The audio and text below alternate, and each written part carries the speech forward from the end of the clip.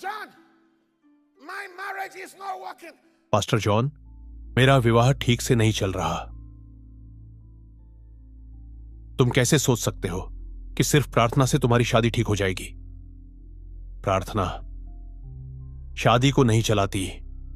प्रार्थना वैसी है जैसे तुमने एक सब्जी ली और उसमें सिर्फ नमक डाल दिया। क्या वह काफी है?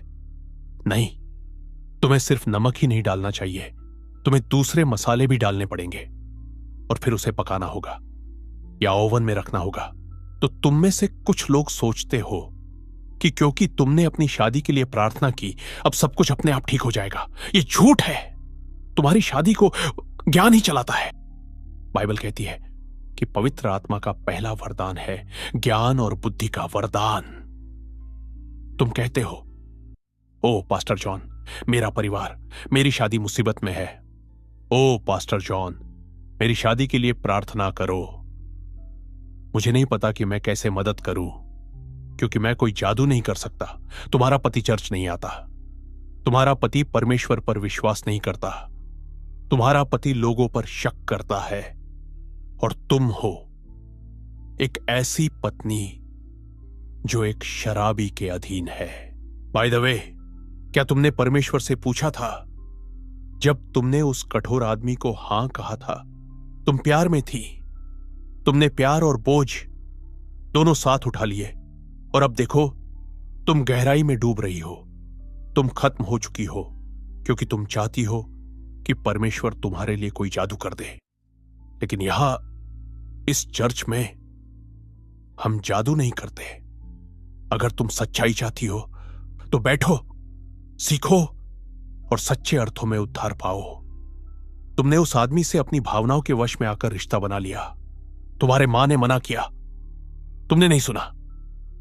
तुम्हारे पास्टर ने कहा नहीं, तुमने नहीं सुना। तुम्हारे शुभचिंतक ने चेतावनी दी कि उस आदमी में कुछ ठीक नहीं है, फिर भी तुमने कहा मैं उसे प्यार करती हूं। तुम आदम से अलग नहीं हो जिसने अपनी पत्नी की आवाज सुनी पर परमेश्वर की आवाज को नजरअंदाज किया, और परमेश्वर ने कहा आदम, तुमने अपनी पत्नी की बात क्यों मानी? मैंने तुम्हें चेतावनी दी थी, उस फल को मत खाना। और जब परमेश्वर ने पूछा आदम, क्या तुमने वह फल खा लिया? तो आदम ने कहा वह औरत जो आपने मुझे दी थी। देखो, कभी कभी हम अपनी भावनाओं को अपने कर्मों से ऊपर रख देते हैं। हम अपने दिल के जुड़ाव को, जो समय की कसौटी पर खरे नहीं उतरते, उन्हें अपनी सच्चाई मान लेते हैं। कई लोग यहां बैठे हैं जिन्होंने कभी कहा था मैं अपने पति से बहुत प्यार करती हूं। अब कहां है वह प्यार? अब तुम सिर्फ जोड़ तोड़ कर रही हो। अब तुम्हें खुद मालूम है वो पहली भावनाएं कहीं गायब हो चुकी हैं, क्योंकि तुमने हां कहा था उस आदमी को अपने जज्बातों के आधार पर, न कि सिद्धांतों के आधार पर। वो एहसास, वो आकर्षण जो आज तुम्हें बहुत असली लगता है, वो एक दिन खत्म हो जाएगा। सच्चा प्यार तब जन्म लेता है जब भावनाएं मर जाती हैं और ज्ञान, समझ और आत्मा काम करती है। स्वागत है सत्य के भवन में, जहां नियतियां बदली जाती हैं, जहां महाद्वीप बचाए जाते हैं, जहां पूरा संसार सुनता है मेरा सुसमाचार। क्योंकि लोग ज्ञान के अभाव में नष्ट हो रहे हैं। उन्हें भावनात्मक बुद्धिमत्ता नहीं है। वे अपने भावनाओं को नियंत्रित करना नहीं जानते और सोचते हैं कि उनकी फीलिंग्स ही उनकी रियलिटी है। मैं तुमसे कहता हूं, तुम्हारी भावनाएं तुम्हारे कर्मों को कभी नियंत्रित नहीं करनी चाहिए। तुम्हारे एहसास तुम्हारी सच्चाई नहीं है। मैं फिर कहता हूं, तुम्हारी भावनाएं सच्चाई नहीं है।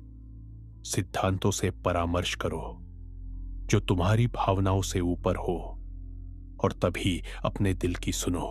तुम जानते हो, हम कभी कभी अपनी भावनाओं को इतना बड़ा बना देते हैं कि सच्चाई की आवाज सुनना भूल जाते हैं। हम सोचते हैं जो महसूस हो रहा है वही हकीकत है।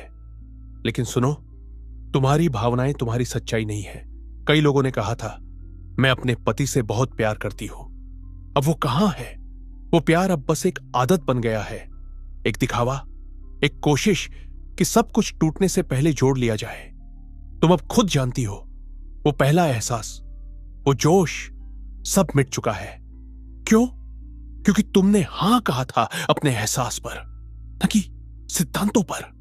वो भावनाएं, वो आकर्षण जो आज तुम्हें सच्चे लगते थे, एक दिन खत्म हो जाते हैं।